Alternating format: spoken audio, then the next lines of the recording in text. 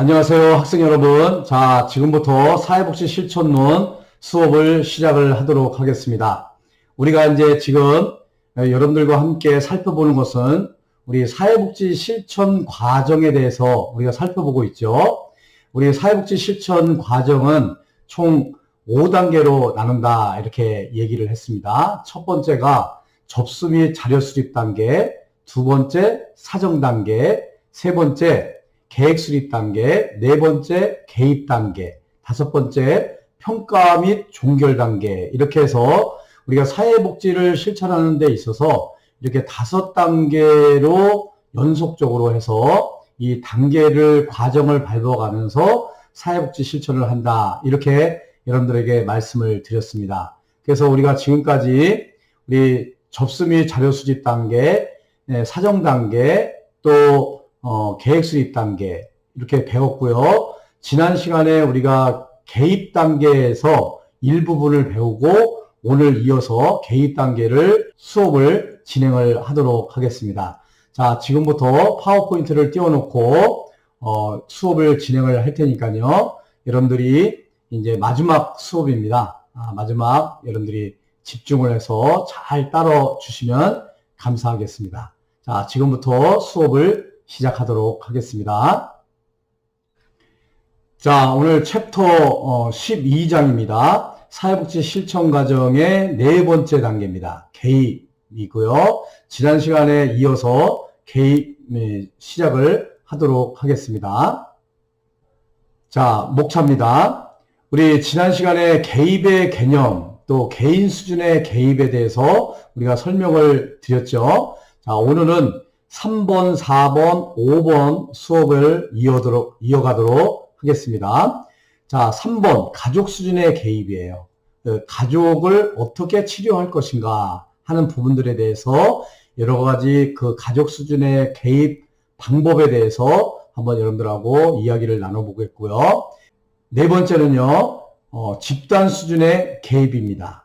그래서 집단 수준에 있어서 어떻게 사회복지를 실천할 것인가 하는 부분에 대해서 말씀을 드리고요. 다섯 번째는 간접적 개입에 대해서 한번 설명을 드리도록 하겠습니다. 그래서 오늘은 개입 중에서도 가족 수준의 개입, 집단 수준의 개입, 또 간접적 개입, 즉 말해서 지역사회를 대상으로 해서 사회복지를 실천하는 방법에 대해서 말씀을 드릴 테니까요. 오늘은 3번, 4번, 5번을 집중해서 수업을 진행을 하도록 하겠습니다. 오늘 배울 주제, 가족 수준의 개입, 가족 치료에 대해서 이제 배우게 되는데요. 가족 대상 사회복지 실천의 이해입니다. 자, 우리 가족 대상으로 사회복지를 실천할 때 어떻게 하는 것인가?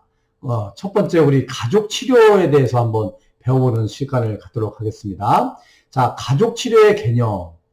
가족 치료라는 것은 무엇인가? 가족 치료는요, 가족 구성원이 보이는 문제 행동을 그 개인의 문제로 보지 않고 개인을 둘러싸고 있는 그 가족이라는 맥락 속에서 이해하려는 시도를 우리가 가족 치료다라고 할 수가 있겠습니다. 우리가 개인이 모여서 가족을 이루거든요. 근데 이 개인의 문제가 개인의 문제로만 그치는 것이 아니라 그 개인이 속한 그 가족의 문제로 바라본다는 것이죠. 그래서 이 가족을 대상으로 해서 치료를 하는 것을 가족 치료다, 이렇게 말씀을 드릴 수가 있겠고요. 가족 치료는 개인을 둘러싼 환경 요소 중에서도 특히 가족을 치료적 매개로 사용하는 기법이라고 정의를 할 수가 있겠습니다. 그래서 우리가 가족 그러면요, 기능적으로 아주 가족의 기능을 순기능적으로 운영되는 그런 가족이 있는가 하면요, 그 기능이 제대로 발휘가 되지 못해서 어떤 가족의 기능을 발휘를 하지 못하면서 문제를 이렇게 야기시키는 그런 가족을 우리가 역기능적인 가족이라고 이렇게 얘기를 해요. 그래서 한번 기능적 가족과 역기능 가족 이렇게 있는데요. 사회복지사가 기능적 가족과 역기능 가족에 대해서 이해하는 것은 가족에 대한 개입 시 가족 문제에 대한 사정과 개입의 초점을 결정하는데 매우 중요한 관점을 제공을 할 수가 있습니다.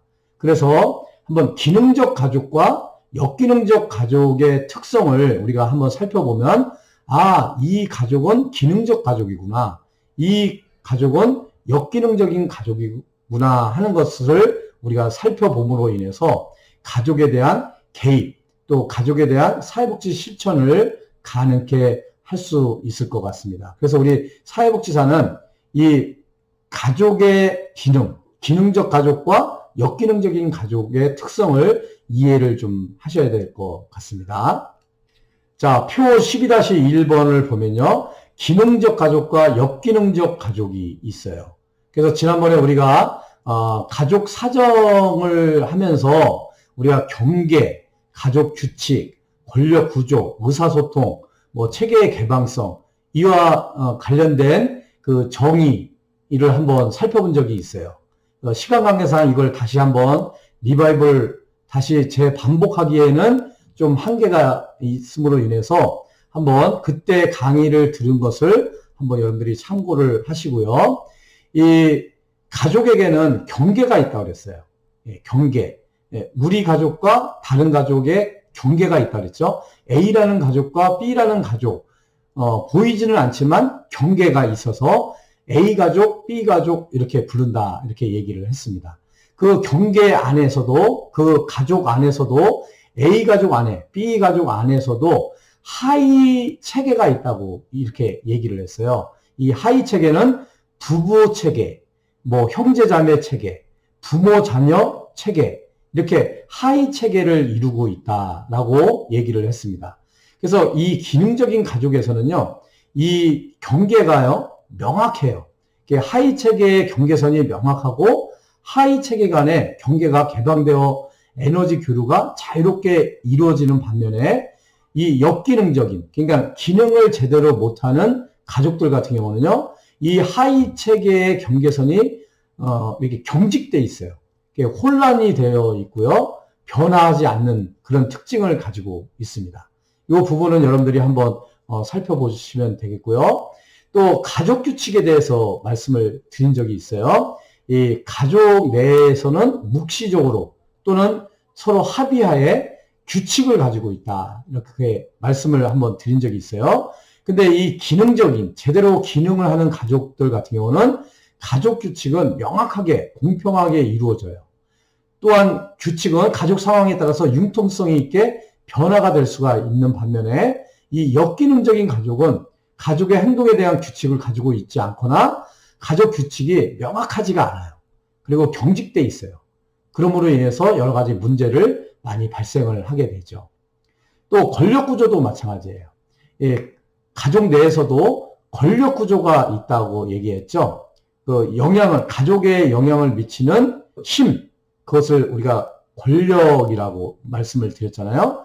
가족 내의 권력 구조가 부부가 연합되어 있고 위계 질서가 명확한 게 기능적인 가족이에요. 반면에 역기능적인 가족은요, 가족 내의 권력 구조가 불안정한 부모 하위 체계를 형성하고 부부의 권력이 위계적이지 못하고 굉장히 혼란이 돼요. 그래서 누가 힘이 있는지 없는지 굉장히 막 혼란스럽게 돼 있죠. 그러므로 인해서 역기능적인 가족들 같은 경우는 많은 문제를 발생을 하고 야기를 시키게 되는 것이죠. 또 의사소통 부분에서도요, 기능적인 가족의 그 기능을 제대로 하고 그런 행복한 건강한 가족 같은 경우는 기능적인 가족 같은 경우는요, 의사소통은 언어적, 비언어적으로 일치적 의사소통을 하게 돼요. 그리고 가족 구성원들이 자신의 사고, 감정에 대해서 자유롭게, 명확하게, 직접적으로 표현할 수가 있어요. 그러니까 대화가 되는 거죠. 상대방을 이해를 할 수가 있는 거죠. 그런 반면에 역기능적인 가족은 의사소통이 애매하고 간접적이고 권위적이에요. 그리고 가족 구성원들은 감정과 생각을 자유롭게 표현하지 못하고 방어적이거나 회피적이죠. 체제의 개방성, 이런 측면에서도요, 기능적인 가족에서는 가족 체계가 외부 체계와 개방 체계에서 에너지 교환이 원활하고 변화에 대해서 적응적이에요. 반면에 이 역기능적인 가족은요, 굉장히 폐쇄적이에요. 고립되어 있죠. 그래서 체계 내에서도 혼란과 증상이 악화가 되는 그런 가족이라고 할 수가 있겠죠. 그래서 이 역기능적인 가족은 어떤 변화에 대해서 굉장히 부적응적이에요. 그래서 여러분들이 딱 볼 때 이제 기능적인 가족, 역기능적인 가족 이렇게 딱 보면 경계, 가족 규칙, 권력 구조, 의사소통, 체계 개방성을 보면 이 가족이 기능적인 가족이냐, 역기능적인 가족이냐를 여러분들이 판단을 할 수가 있겠죠. 자, 그러면 이제 우리가 주로 기능적인 가족에는 별 문제가 없어요. 역기능적인 가족에 대해서 우리가 이제 개입을 하게 되고 사회복지 실천을 하게 되는 것이죠. 그래서요, 가족 대상 사회복지 실천의 측면에서 우리가 이제 가족 치료를 하게 되는데요. 몇 가지 가족 치료의 모형을 한번 살펴보도록 하겠습니다. 이 구조적 가족 치료 모형이에요. 이 구조적 가족 치료 모형은 미누친이라는 학자에 의해서 개발이 된 건데요. 그 미누친에 의해서 개발된 구조적 가족 치료는요, 가족을 재구조함으로써 가족이 적절한 기능을 수행할 수 있도록 돕는 방법이에요. 그래서 우리가 순기능적인, 기능적인 가족은 별 문제가 없다 그랬죠? 그 역기능적인 가족, 그 경계, 또 권력 구조, 또 의사소통 방법, 뭐 이런 것들을 다시 한번 재구조화를 시키는 거예요. 이 가족의 구조라는 것은요, 가족 내에서 발생되는 견고하고 반복적인 상호작용 패턴을 가족 구조라고 하는데요. 그 패턴을 재조직하거나 새로운 구조와 상호작용 형태로 대체시키는 작업이 가족을 재구조하는 가족 치료라고 할 수가 있겠습니다. 이 가족 치료자는요, 가족이 경직된 습관으로부터 벗어날 수 있도록 새로운 구조들을 고안하고 가족 상호의 가정을 분석하는 지속적인 치료의 전략과 구체적인 기술들을 제공을 하는 것을 우리가 구조적 가족 치료라 이렇게 명명을 하고 있어요. 이 구조적 가족 치료의 목적은요, 구조적 가족 치료에서는 1차 목표를 가족 구조의 재구조화에 두고 부차적 목표를 문제 해결과 증상 완화를 목표를 두고 있어요. 그래서 그 역기능적인 가족 구조, 권력 구조라든가 의사소통 구조라든가 또 가족 규칙 그런 구조라든가 이 구조를 재구조화하는 거예요. 다시 재편성을 하는 것이죠. 그래서 역기능적 경계선을 기능적으로 또 구조적인 위계 질서를 회복하도록 재조정하고 가족 규칙을 재조정하여 하위 체계 간의 위계 질서를 회복하는 데 초점을 두는 것이에요. 역기능적인 가족, 그 역기능적 가족을 한번 기능적 가족이 될 수 있도록 재구조화 시킨다는 것이죠. 가족 간의 명확한 경계를 강조해요. 그죠? 기능적인 가족은 경계선이 명확하죠. 그런데 역기능적인 가족은 경계선이 명확하지가 않아요. 그래서 명확한 경계를 강조를 하는 것이 이 치료의 목적이에요. 특히 하위 체계 간에 개방되고 명확한 경계를 수립하는 것을 치료의 목적으로 두고 있습니다. 그 하위 체계는 부부 체계가 있어요. 부부 체계, 또 형제자매 체계, 또 부모와 자녀와 부모 자녀 체계. 이 체계를 재구조화하는 것을 목표로 가족 치료를 하는 것이 구조적 가족 치료다라고 할 수가 있겠습니다. 이 구조적 가족 치료의 모형으로서요, 치료 기법은 상호 교류 유형의 실현이에요. 가족 갈등을 치료 상황으로 가져와서 구성원들이 어떻게 갈등을 처리하는지 보고 그 상호작용을 수정하고 구조화하는 것. 그래서 상호 교류 유형을 한번 서로 이렇게 교류를 하게 하는 거예요. 그리고 그 갈등을 한번 보고 그 갈등을 처리하는 것을 보고 그 상호작용을 서로 역할이나 그 기능들을 수정해주고 다시 재구조화 시켜주는 거예요. 이것을 상호교류 유형의 실현이다. 이렇게 얘기를 합니다. 이때 전문가는 내가 없는 것처럼 직접 상대방에게 말하십시오라고 요구를 해요. 요 치료 기법이라고 할 수가 있겠어요. 그래서 사회복지사가 보는 거를 의식하지 말고 자연스럽게 그 상황에 맞춰서 한번 얘기를 해봐라. 대화를 해봐라. 이렇게 상호작용을 할 수 있도록, 상호교류를 할 수 있도록 하는 것이죠. 그런 다음에 그걸 보고 우리 전문가가 이제 수정을 해주는 거예요. 다시 재구조화 시켜주는 것이죠. 자, 두 번째 우리 치료기법으로는 경계 만들기예요. 경계 만들기. 가족 내 하위 체계들 간의 경계가 지나치게 유리되거나, 유리되는 것은 떨어진다는 얘기죠. 그리고 밀착된 경우, 너무 가까운 경우죠. 유리된 경계는 보다 가깝게 할 수 있도록 하고요. 너무 밀착된 경계는 어느 정도 거리를 두도록 개입하는 거예요. 그러니까 엄마, 아빠가 있는데 그 자녀가 있어요. 그 자녀하고 엄마, 아빠하고 일정한 이렇게 경계를 유지를 해야 되는데 이 자녀는 엄마하고 너무 밀착이 돼 있어요. 그러니까 아빠하고는 또 거리가 너무 멀어. 그것을 일정한 거리를 유지할 수 있도록 엄마하고는 너무 밀착된 거를 좀 유리가 될 수 있도록 하고 아빠하고는 그 유리된 경계를 좀 가깝게 자녀가 아빠하고 가깝게 지낼 수 있도록 이렇게 해주는 거. 그래서 경계가 일정하게 기능적인 관계 가족에서 보여주는 경계를 유지할 수 있도록 해주는 것을 경계 만들기다. 이렇게 얘기를 할 수가 있어요. 세 번째는요, 긴장의 고조예요.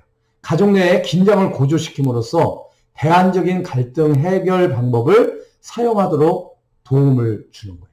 그래서 긴장을 오히려 이용을 해서 더 가족이 더 단단해질 수 있도록 이렇게 해주는 기법, 긴장의 고조라고 할 수가 있겠습니다. 네 번째는 가제부여예요. 가제부여는 가족이 시도해 볼 필요가 있는 상호작용을 개발하도록 과제를 주는 거예요. 과제. 자, 이렇게 해서 구조적 가족치료 모형에서 우리가 사용하는 기법 4가지를 말씀을 드렸어요. 이 4가지 여러분들이 잘 참고를 하시면 실제 가족 대상으로 했을 때 우리 사회복지 실천을 하는데 많은 도움이 되지 않을까 이렇게 생각이 됩니다. 자, 두 번째 우리 가족 대상으로 하는 사회복지 실천의 이해에서 우리가 모형이라고 할 수가 있겠죠. 경험적 가족치료 모형이에요. 경험적 가족치료 모형이라고 할 수가 있겠습니다. 이 경험적 가족치료 모형은요, 가족 내의 의사소통의 명확화를 강조를 해요. 경험적 가족치료사들은 정서적으로 메마른 가족들의 내면에 숨겨진 자신의 감정을 느끼도록 하면서 그러한 감정을 솔직하게 표현하도록 도와줌으로써 좀 더 성숙한 인간이 되도록 돕는 그런 역할들을 하게 돼요. 그래서 경험적 가족치료는 치료적이면서 성장지향적인 모델이다라고 할 수가 있겠습니다. 경험적 가족치료의 목표는 안정이 아니라 성장이에요. 그러니까 안정적인 게 보다는 성장을 도모하기 위해서 목표를 세우고요. 가족과 그 구성원의 성장을 위한 창의력 증진과 그 가족이 갖고 있는 특별한 문제를 해결해 나갈 수 있도록 돕는 데 목적을 두고 있어요. 그래서 자기 존중감을 향상시키고 가족 규칙의 명확화와 융통성을 확립하고요. 의사소통 수준 향상도 목적에 포함을 하고 있습니다. 그래서 아까 그 역기능 가족 그 특징을 여러분들이 잘 참고를 하시면요. 이 경험적 가족 치료가 무엇인지를 명확하게 이해를 하실 수가 있을 것 같아요. 자, 경험적 가족 치료 모형의 치료 기법은요. 한번 살펴보면 가족 내의 의사소통을 분명히 하고 직접적이면서 비언어적인 표현과 일치되도록 도와서 인간으로서 잠재력을 충분히 증진시키고 성숙하도록 하는 것이 경험적 가족 치료 기법이라고 할 수가 있겠죠. 거기에는 우리 가족 조각이라는 게 있습니다. 가족 조각. 가족 조각, 여러분들 이 가족 조각 개념이 중요한 개념이거든요. 이 경험적 가족 치료에서 가족 조각, 가족 그림, 이게 굉장히 중요한 기법이에요. 여러분들 꼭 잘 참고를 하시고요. 염두에 두시면 좋겠습니다. 이 가족 조각은요, 집단 섹션 내에서 클라이언트나 그 가족이 가족 행동의 중요한 측면을 재현을 하는 거예요. 재현하여 완화시키도록 돕기 위해서 고안되는 것이고요. 치료뿐만 아니라 어떤 사정의 도구로도 사용을 하기도 해요. 이 가족 구성원들로 하여금 거리감이나 또 밀착된 몸짓, 자세를 통해서 의사소통과 관계 형태를 표현하도록 요구하는 것으로서 가족 구조를 시각적으로 묘사하는 기법을 우리가 가족 조각이다라고 하는 거예요. 그러니까 아빠가 이렇게 서 있어요. 그러면 엄마가 이렇게 서 있어요. 그러면 아들은 엄마하고 아빠하고 어떻게 몸짓을 하는지 한번 시연을 한번 해보는 거예요. 조각품 알잖아요. 조각 이렇게. 그러면은 그 상태를 딱 보면은 이 가족 구조가 어떻게 돼 있고 누가 유리가 돼 있고 누구하고는 밀착이 돼 있고 이런 것들을 잘 알 수가 있는 거죠. 이것을 우리가 가족 조각이다. 그러니까 두 번째 가족 그림이에요. 가족 그림은요, 경험주의적인 모델의 기법으로서 가족원들에게 자신이 느끼는 대로 자유롭게 가족 관계에 대해서 그림을 그리도록 하는 기법이에요. 그러니까 그림을 통해서 가족 구성원들이 서로에 대해서 어떻게 느끼는지, 가족에 대해서 어떠한 문제가 있는지를 이해할 수 있는 게 가족 그림이에요. 이거 많이 사용을 합니다. 우리 또 경험적 가족 치료 모형에 역할극이 있어요. 역할극.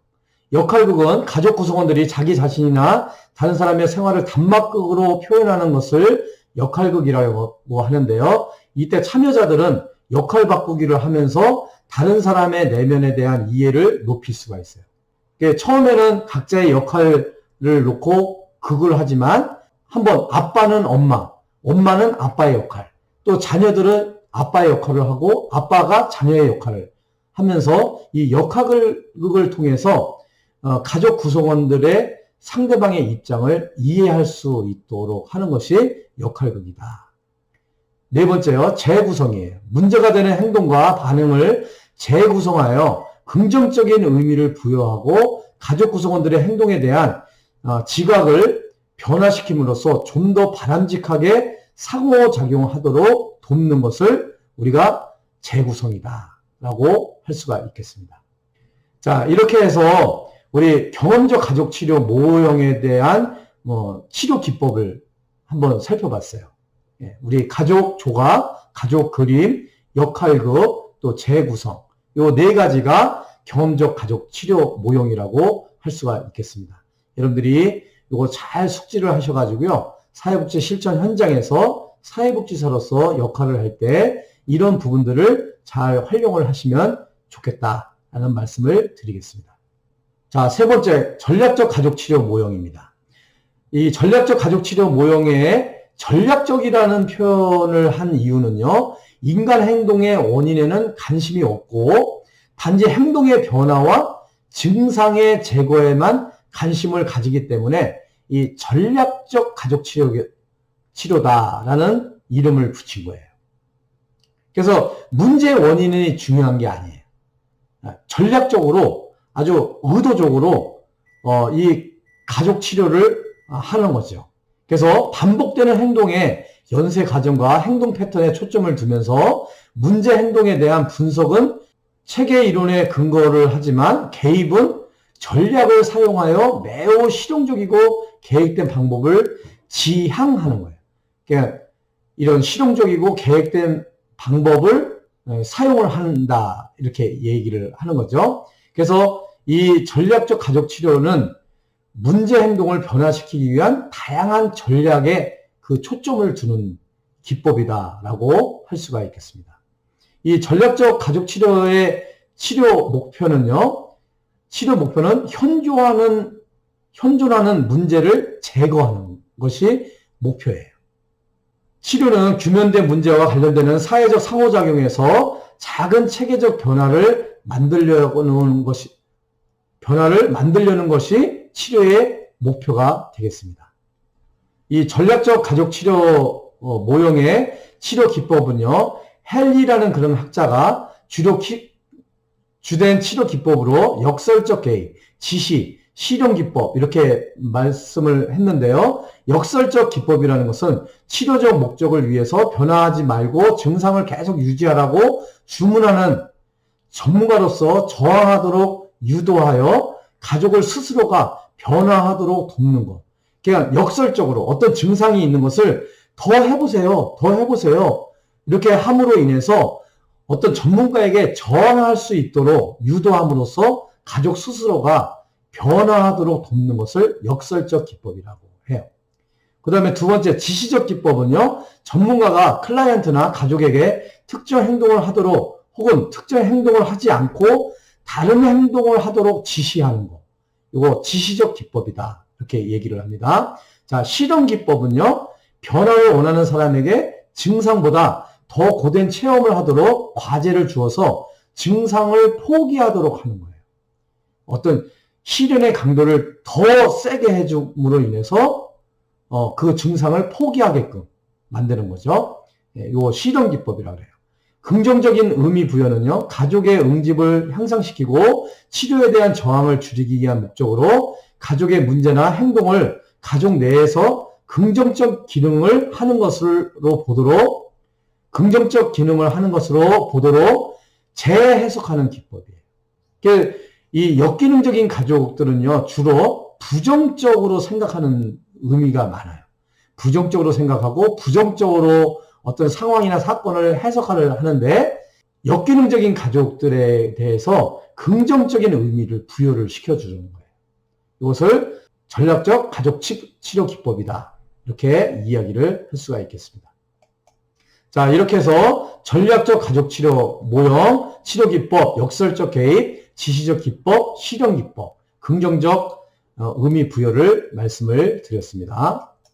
자, 이제 네 번째요. 해결 중심적 가족 치료예요. 해결 중심적 가족 치료는 뭐냐면 가족이 가진 예외적인 해결에 초점을 두고요. 문제보다는 가족이 적용해 왔던 또는 적용 가능한 해결책을 질문하는 형태로 가족 치료를 하는 것을 해결 중심적 가족 치료다. 이렇게 얘기를 해요. 그래서 해결 중심적 가족 치료하면 질문 기법을 주로 사용을 한다. 이렇게 여러분들이 이해를 하시면 되겠어요. 이 해결 중심적 가족 치료의 치료 목표는요, 작고 간단하고 또 현실적으로 성취 가능한 것이어야 하며 부정적이고 바람직하지 않은 행동을 없애는 것보다는 긍정적인 행동을 증가시키는 것이 초점을 두고 있어요. 이때의 변화는 클라이언트에게 의미가 있고 클라이언트가 원하는 것을 우리가 질문을 하게 됩니다. 그래서 해결 중심으로 이끄는 질문 중에 첫 번째가 뭐냐면 면담 전 변화에 대한 질문이에요.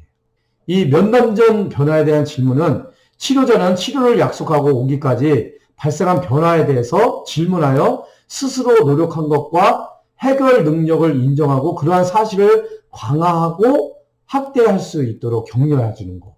이것을 면담 전 변화에 대한 질문이라고 할 수가 있겠고요. 예외 질문은 예외적으로 질문을 하는 거예요.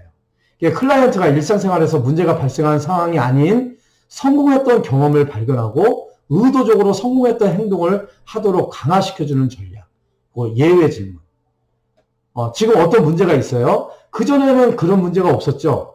그 문제를 해결해가지고 아주 행복했던 때가 있었죠. 성공한 때가 있었죠. 이렇게 예외의 질문을 통해서 한번 그때 행복했던 순간, 또 잘 나갔을 순간, 성공적인 그런 것을 느꼈을 때를 한번 돌이켜볼 수 있는 질문, 예외 질문이라고 할 수가 있겠습니다. 자, 그 다음에 세 번째 기적 질문이 있어요.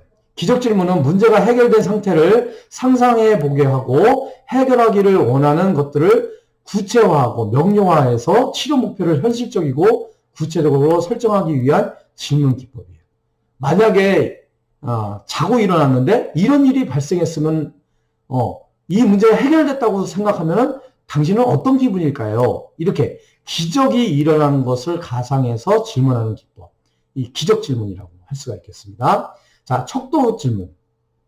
클라이언트에게 자신의 문제, 우선순위, 성공, 정서적 관계, 자아 존중과 문제 해결의 가능성에 대한 확신, 변화를 위해서 투자할 수 있는 노력, 변화를 위한 동기, 진행에 관한 평가 등의 수준을 수치로 표현하도록 하는 질문이에요. 우리가 이제 사회복지 조사론 시간에 배웠겠지만 니커드 척도라는 게 있죠. 니커드 척도. 매우 아니다, 아니다, 보통이다, 매우 그렇다, 매우 그렇지 않다. 1번서부터 5번까지 이 5관 척도라고 하는데 이게 니커드 척도예요. 이런 식으로 수치화해서 질문을 하는 거예요.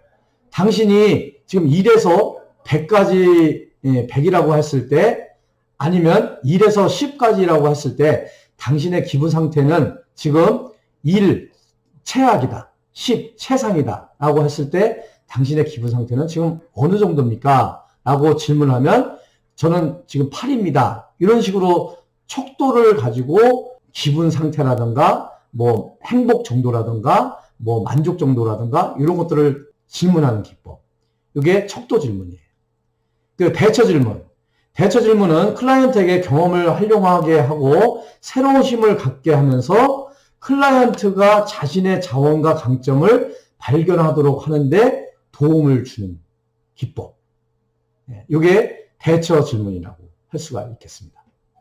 자, 이렇게 해서 여러분들하고 해결 중심적 가족 치료에 대해서 한번 살펴봤어요. 해결 중심적 가족 치료의 기법은 질문 기법이다. 이렇게 여러분들이 이해를 하시면 되겠습니다. 자, 그 다음에 이제 보앤의 체계적 가족 치료예요. 보앤의 체계적 가족 치료. 주요 개념은요, 주요 개념을 한번 살펴보면 자아 분화라는 게 있어요. 자아 분화. 이 자아 분화라는 것은요, 자아 정체감이 낮고 불안정한 상태는 정서적 융합의 정도가 높아서 자아 분화 정도가 낮고요. 자아 정체감이 강하고 자율적인 상태는 자아 분화의 정도가 높은 것으로 이렇게 보는 거예요. 자아 분화가 낮은 것은 자아 정체감이 낮은 거예요. 자아 정체감이 강하고 자율적인 상태는 자아 분화의 정도가 높다. 이런 개념을 여러분들이 이해를 하시면 이 보앤의 체계적 가족 치료를 좀 이해하는데 도움이 될까 합니다. 그 다음에 두 번째 삼각관계예요. 삼각관계. 이 삼각관계 개념을 여러분들이 잘 이해를 해 두셔야 됩니다. 두 사람의 불안 수준이 높아질 때 체계의 균형 유지를 위하여 제3자를 끌어들이는 삼각관계가 모든 정서 체계의 기본적인 장애가 된다라고 보는 것을 이 삼각관계 개념이라고 할 수가 있어요. 그래서 보앤이 이 삼각관계를 개념을 만들었어요. 예를 들면 이런 거예요. 자, 남편과 부인이 있습니다. 서로 싸웠어요. 근데 그 자녀가 있어요. 부인이 이 자녀를 자기한테 이렇게 밀착을 시키는 거예요. 그러니까 아빠를 왕따를 시키는 거죠. 그러니까 세 사람이 그 부모가 있고 자녀가 있으면 자녀를 내 편으로 만드는 거예요. 이것을 삼각관계라고 해요. 이 삼각관계가 만들어지면 역기능적인 가족 기능을 하게 되는 거죠. 그래서 이 삼각관계에 대한 개념을 여러분들이 이해를 하시면 좋겠습니다. 자, 세 번째, 가족투사예요. 가족투사라는 것은 부모가 자신의 미분화를 자녀에게 전달하는 과정이고 분화 수준이 낮은 가족일수록 투사 경향이 심해요. 그러니까 이제 미분화, 그러니까 부모가 자신의 자아 정체감이 확립되지 않는 그 미분화 정도를 자녀에게 전달을 해주는 거예요. 이게 잘못된 거죠. 분화 수준이 낮은 가족일수록 이 투사 경향이 심하다. 그래서 모자 간의 낮은 자아 분화 수준은 미분화에서 오는 불안 상태에서의 긴장감을 해결하기 위해서 모자 간의 공생관계를 형성하게 되고 미분화된 자기 문제를 자녀에게 투사함으로써 정서적 융합을 이루게 된다는 거죠. 그래서 이 자아분화, 삼각관계, 가족투사, 이 보앤의 체계적 가족 치료를 이해하려고 하면 이 세 가지 개념을 여러분들이 이해를 하셔야 되겠습니다. 보앤의 체계적 가족 치료의 목표는요, 보앤의 가족 치료의 목표는 가족 구성원의 불안을 감소시키고 자아분화 수준을 높이는 거예요. 그래서 가족의 주요 문제를 불안과 정서적 융합에 있다고 보고 1차적 치료 목표를 불안을 감소시킴으로써 증상을 완화하고 자아분화 수준의 향상을 통해서 적응력을 향상시키는데 그 목표를 두고 있습니다. 이거 한번 읽어보시면 이해를 하실 수가 있을 것 같아요. 보엔의 체계적 가족 치료의 치료 기법을 한번 살펴보면요. 탈삼각화 기법이에요. 탈삼각화라는 것은 아까 삼각관계를 얘기했죠. 탈삼각화라는 것은 두 가족 구성원들의 감정 영역에서 제3의 가족원을 분리시키는 기법이에요. 그래서 아까 엄마하고 자녀가 이렇게 밀착되어 있는 관계를 분리시켜 가지고요. 부부간의 갈등, 부부싸움의 해결은 엄마하고 아빠하고 남편하고 부인이 직접 해결할 수 있게끔 하는 기법이 탈삼각화 기법이에요. 제3자를 분리를 시키는 기법, 탈삼각화라고 할 수가 있겠습니다. 그래서 보엔의 초점은 가족에 대한 감정적인 반동성을 조절하도록 하고 자신과 가족을 객관적으로 관찰하도록 함으로써 긍정적으로 가족으로부터 탈삼각화되고 자신의 의견을 갖도록 돕는데 이 탈삼각화 기법을 사용을 한다. 이렇게 얘기를 하고 있어요. 자, 두 번째는요, 코칭이에요. 이 코칭은 치료자가 클라이언트에게 개방적이고 직접적으로 접근하여 가족의 정서적 과정들과 그 안에서 자신의 역할을 발견하도록 돕기 위한 고안된 순환적 질문을 함으로써 관계성 패턴을 수정하는 것을 돕는 것을 코칭이다. 이렇게 말씀을 드릴 수가 있고요. 세 번째, 자기 입장 취하기. 타인의 행동에 대한 이야기 대신에 자신의 느낌을 말함으로써 자기 유형을 취하도록 하여 정서적 반응의 악순환을 깨트리는 직접적인 방법이다 라고 할 수가 있습니다. 그러니까 자기 입장을 솔직하게 느낌을 말할 수 있도록 해주는 거예요. 자기 입장 취하기. 이렇게 여러분들이 이해를 하시면 되겠습니다. 이렇게 보엔의 가족치료 기법, 탈삼각화 기법, 또 코칭, 또 자기 입장 취하기에 대해서 한번 살펴보았습니다.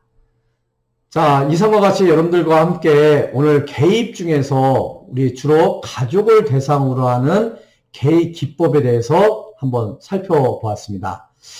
시간 관계상 우리 집단을 대상으로 또 지역사회를 대상으로 하는 간접 개입에 대해서는 살펴보지 못했는데요. 이 부분은 내년에 우리 사회복지 실천 기술론 시간에 더 보완을 해서 여러분들에게 안내를 해드리도록 하겠습니다.